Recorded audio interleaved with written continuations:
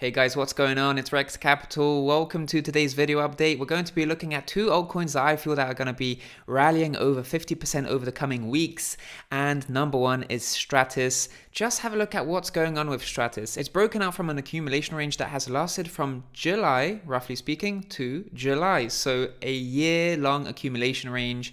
And it's recently broken out from that accumulation range. But now what it's doing is that it's trying to enter into a region that is the range low of this consolidation channel. So I'm just going to widen that.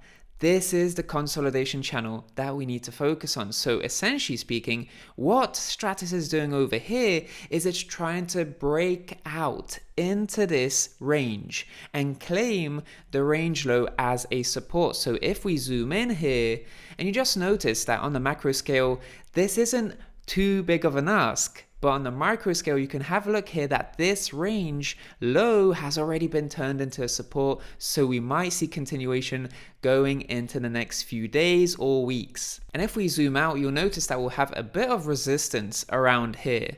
Not a lot of resistance, but a bit of resistance. But once we breach that level, we'll see a comfortable rally towards the range high, so this region over here. So that's going to be a 60% rally from this point. So from range low to range high, a 60% rally, and you can see that it's very much doable with only a small area of resistance over here. And the next coin that we're going to be focusing on is Waves, and Waves has broken out from an ascending triangle, not a picture perfect triangle by any means, but we're seeing here that this is evidently the top of that weekly ascending triangle. And what Waves is trying to do is just press past and break past this triangle top, and once it does that, it's gonna enter a range right over here. So very similar to Stratis, it's gonna enter a very small narrow range of around 12%, and it's gonna consolidate here and attempt to breach this resistance right over here. So we've seen a lot of wicking